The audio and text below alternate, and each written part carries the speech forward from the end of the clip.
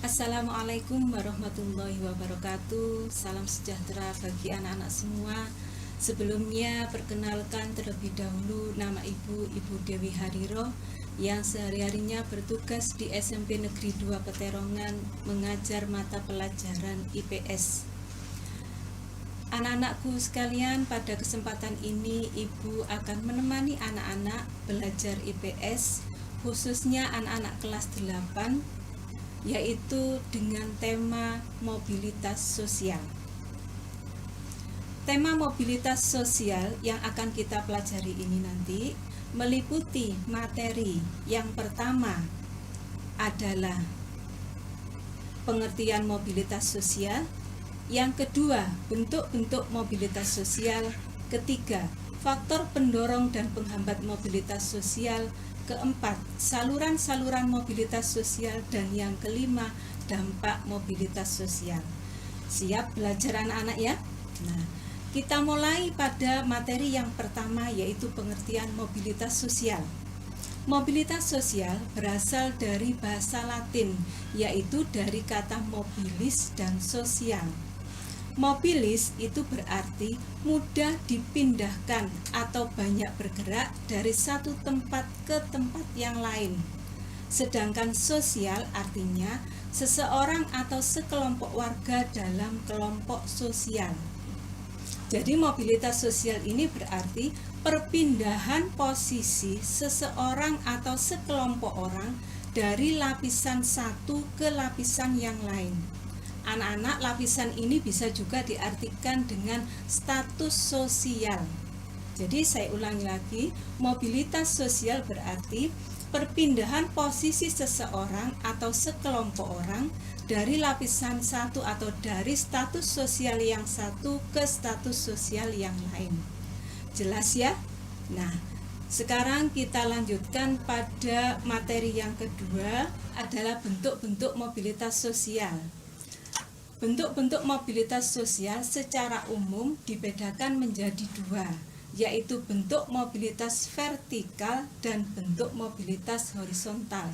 Sekarang kita bahas tentang mobilitas vertikal terlebih dahulu. Apa itu mobilitas vertikal?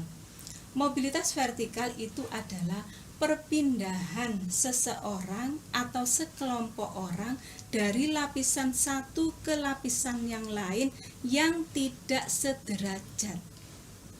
Jadi anak-anak, tidak sederajat. Bisa dari lapisan bawah pindah ke lapisan atas, atau sebaliknya dari lapisan atas pindah ke lapisan bawah. Nah, berdasarkan arah pergerakannya, mobilitas vertikal dibedakan menjadi dua. Yang pertama, mobilitas vertikal ke atas atau yang disebut social climbing, dan yang kedua, mobilitas vertikal ke bawah atau yang dinamakan social sinking. Maksudnya bagaimana? Social climbing ini misalnya kalau saya contohkan, Ibu Ani ini adalah seorang penjual roti kecil-kecilan, tetapi beliau ini orang yang sangat rajin, beliau orang yang sangat ulet, sehingga dari awalnya hanya berjual roti kecil-kecilan, kemudian dia akhirnya mempunyai toko roti. Bu Ani terus melanjutkan usahanya berjualan roti. Akhirnya dari yang semula hanya mempunyai satu toko roti, akhirnya mempunyai cabang di beberapa kota. Nah, ini contoh dari social climbing. Bu Ani yang awalnya ada di lapisan atau status sosial bawah, akhirnya pindah ke status sosial atas. Sedangkan yang social sinking atau mobilitas vertikal ke bawah, itu contohnya misalnya Pak Anton. Ini adalah seorang pengusaha sukses, tetapi karena ada salah satu sebab, mungkin karena manajemen perusahaan yang salah, maka lama-kelamaan usaha Pak Anton ini mengalami kebangkrutan. Pak Anton terlilit hutang, akhirnya jatuh miskin. Nah, ini contoh social thinking di mana awalnya Pak Anton yang ada di lapisan sosial atas kemudian berpindah ke lapisan sosial bawah. Jelas anak-anak ya? Nah, sekarang mobilitas vertikal kalau berdasarkan generasi yang mengalaminya itu juga dibedakan menjadi dua, yaitu yang pertama mobilitas vertikal intragenerasi, maksudnya itu dialami oleh satu generasi, oleh generasi yang bekerja itu sendiri, generasi yang berusaha itu sendiri. Dan yang kedua, mobilitas vertikal antar generasi, dialami oleh dua generasi atau lebih.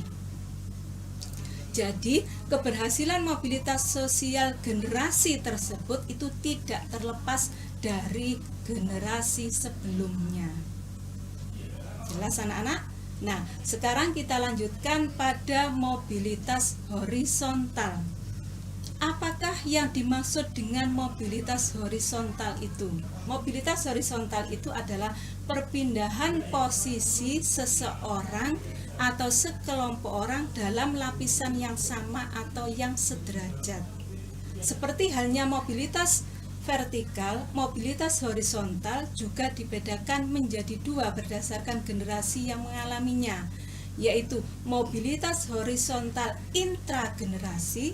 Sekali lagi, kalau intragenerasi berarti dialami oleh satu generasi, sedangkan mobilitas horizontal antar generasi dialami oleh dua generasi atau lebih.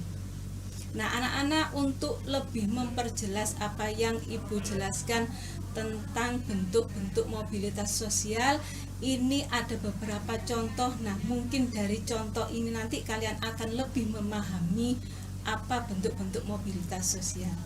Kita lihat contoh-contoh di bawah ini. Contoh yang pertama, Ahmad, seorang karyawan swasta, karena prestasinya yang dinilai sangat baik, kemudian berhasil menduduki jabatan sebagai kepala bagian, manajer, bahkan menjadi seorang direktur. Nah, Ahmad yang semula berada di lapisan sosial bawah, ini kemudian naik menjadi seorang direktur, berarti berada di lapisan sosial atas. Ini masuk bentuk mobilitas sosial climbing. Selanjutnya, contoh yang kedua, Pak Zainuri adalah seorang kepala cabang sebuah bank di Jombang. Oleh Bank Pusat, dia dipindahkan ke kota Padang dan tetap menjadi kepala cabang sebuah bank di kota tersebut. Berarti Pak Zainuri itu meskipun mengalami perpindahan, tapi tetap dalam status sosial yang sama, yang sederajat. Nah, oleh karena itu, kasus Pak Zainuri ini termasuk dalam bentuk mobilitas sosial horizontal.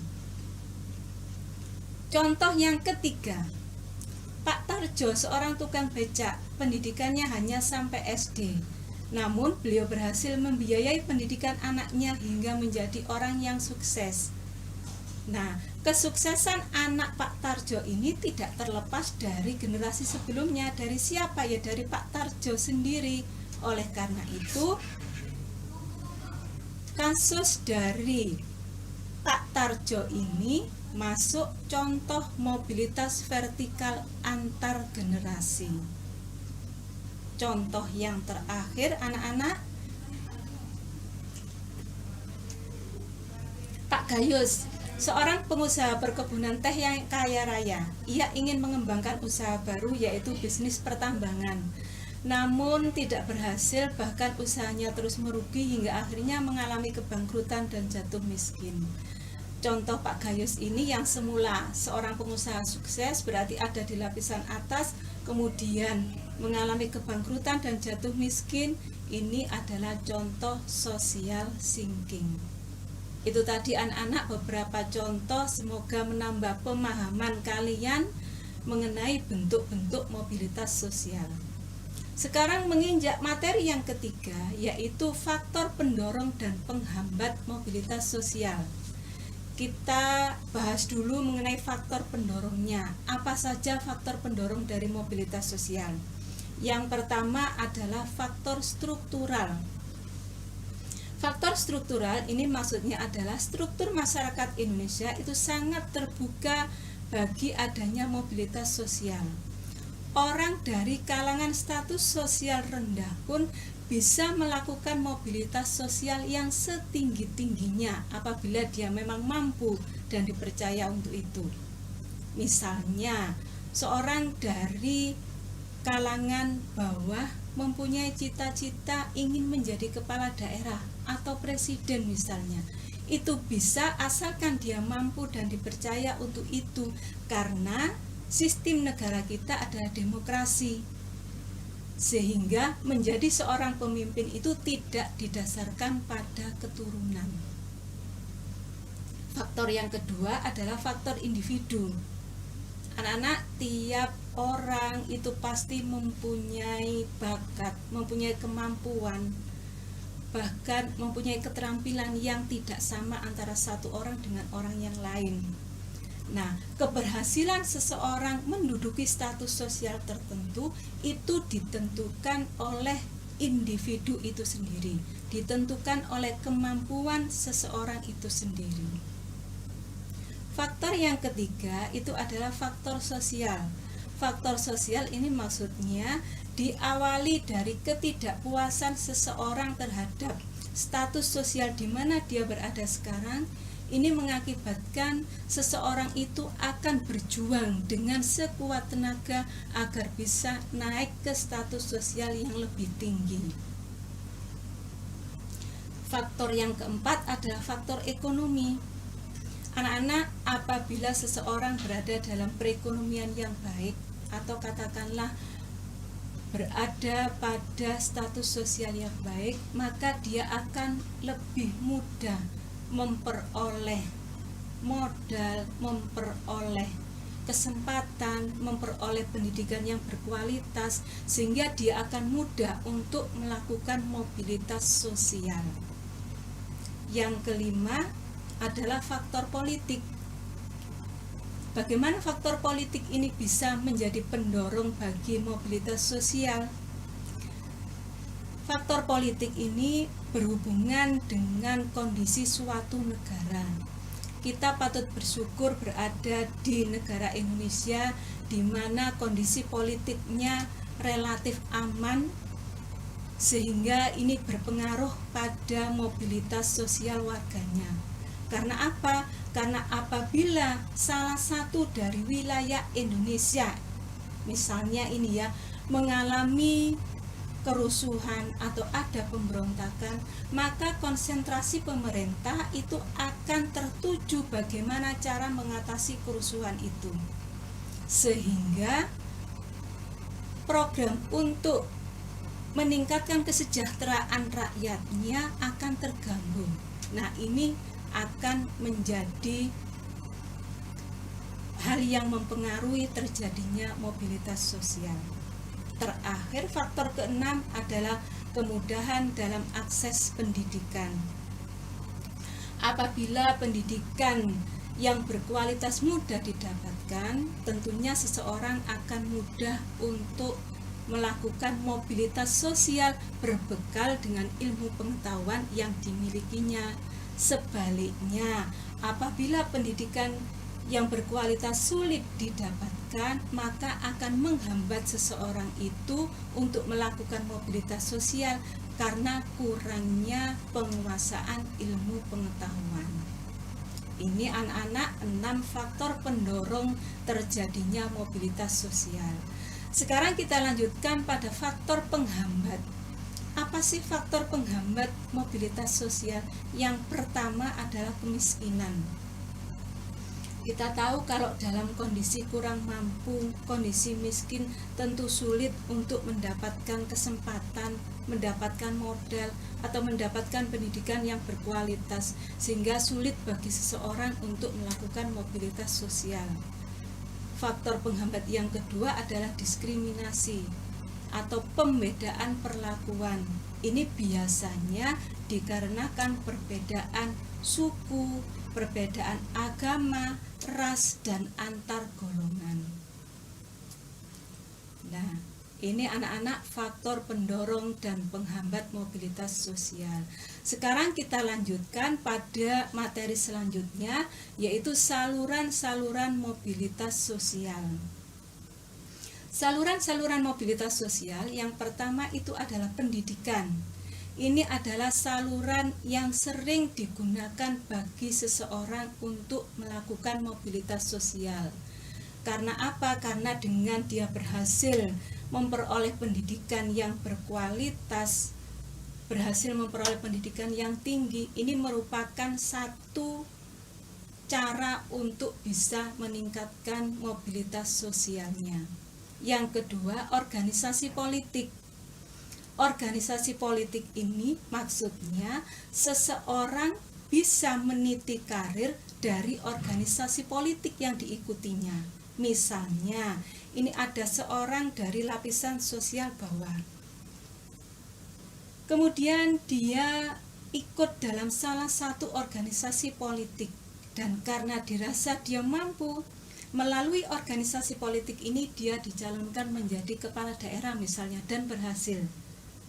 Nah, ini berarti dia bisa melakukan mobilitas sosial melalui organisasi politik. Ketiga adalah organisasi ekonomi. Organisasi ekonomi ini memberikan kesempatan bagi anggotanya untuk mobilitas vertikal. Salah satu contoh organisasi ekonomi yaitu koperasi. Koperasi ini kalian ingat tujuannya adalah untuk kesejahteraan anggotanya, sehingga anggotanya bisa sejahtera. Kalau sudah sejahtera bisa berada pada level status sosial yang atas. Yang terakhir, saluran mobilitas sosial yang terakhir adalah organisasi profesi. Organisasi profesi ini Ibu contohkan ada 1, Ikatan Dokter Indonesia, 2, ada PGRI, Persatuan Guru Republik Indonesia. Ini adalah kumpulan dari orang-orang yang mempunyai profesi yang sederajat, orang-orang yang mempunyai profesi yang sama. Nah, organisasi ini biasanya lebih kompak atau lebih kuat memperjuangkan profesinya untuk kesejahteraan anggotanya tentunya. Itulah saluran-saluran mobilitas sosial. Sekarang kita lanjutkan pada materi yang terakhir, yaitu dampak mobilitas sosial. Anak-anak, segala sesuatu itu pasti ada dampaknya. Ada dampak positif, ada dampak negatif. Seperti halnya mobilitas sosial ini, dampak positifnya apa? Yaitu yang pertama, mendorong seseorang untuk lebih maju. Bagaimana maksudnya? Maksudnya dengan terbukanya mobilitas seseorang akan menimbulkan motivasi seseorang itu untuk lebih maju di segala bidang. Yang kedua, mempercepat tingkat perubahan sosial, tentunya perubahan sosial ke arah yang lebih baik. Dan yang ketiga, meningkatkan integrasi sosial. Maksud dari meningkatkan integrasi sosial ini adalah apabila seseorang sudah berada pada status sosial tertentu, tentunya dia akan menyesuaikan atau beradaptasi dengan bagaimana norma, bagaimana kebiasaan dari status sosial di mana dia berada, sehingga akan tercipta integrasi sosial. Itu dampak positifnya. Sekarang dampak negatif dari mobilitas sosial. Yang pertama, terjadinya konflik. Yang kedua, gangguan psikologis. Terjadinya konflik ini, anak-anak, dari adanya mobilitas sosial itu nanti akan timbul persaingan. Misalnya Ibu contohkan dalam sebuah perusahaan, ada seorang karyawan yang ingin naik jabatannya. Tentunya dia akan berusaha. Nah, ini ada karyawan lain yang juga demikian, maka itu akan menimbulkan persaingan. Persaingan ini apabila terjadi secara tidak sehat, ini tentunya bisa menimbulkan konflik. Yang kedua, gangguan psikologis. Gangguan psikologis ini terjadi bagi orang-orang yang tidak siap mental terhadap perubahan yang akan dialaminya. Secara mental dia tidak siap. Contohnya misalnya seorang pejabat tidak siap apabila tiba-tiba jabatannya diambil karena suatu sebab mungkin ya, atau seorang pejabat yang tidak siap apabila dia harus memasuki masa pensiunnya. Karena tidak siap mental ini bisa menimbulkan stres. Nah, stres ini tentunya apabila tidak ditangani dengan baik, lama-kelamaan akan menimbulkan penyakit baik psikis maupun fisik. Itu anak-anak materi yang kita bahas pada pertemuan kali ini. Semoga apa yang Ibu sampaikan tadi bisa menambah pemahaman kalian tentang mobilitas sosial. Sekarang untuk tugas yang pertama, carilah 4 contoh orang di sekitar kalian yang mengalami mobilitas sosial sesuai dengan apa yang kita pelajari tadi. Yang kedua, tulislah secara singkat proses mobilitas sosial yang terjadi pada orang tersebut. Yang ketiga, tentukan bentuk mobilitas yang terjadi dari orang tersebut di atas. Tugas nanti apabila sudah kalian kerjakan, bisa kalian konsultasikan kepada Bapak Ibu Guru IPS yang mengajar di sekolah kalian masing-masing. Anak-anak, demikian apa yang telah kita pelajari bersama tentang mobilitas sosial. Dari apa yang kita pelajari dapat kita simpulkan bahwa mobilitas sosial itu terbuka bagi kita semua. Ini khususnya untuk anak-anak yang saat ini dalam kondisi yang kurang mampu atau berada pada status sosial yang bawah. Jangan putus asa. Kalian harus tetap semangat, tetap mempunyai cita-cita yang tinggi, belajar dengan giat, dan jangan lupa berdoa. Insya Allah Tuhan akan mengabulkan doa-doa kita, dan semoga kita bisa mencapai cita-cita yang telah kita tentukan. Dari saya cukup sekian. Assalamualaikum warahmatullahi wabarakatuh.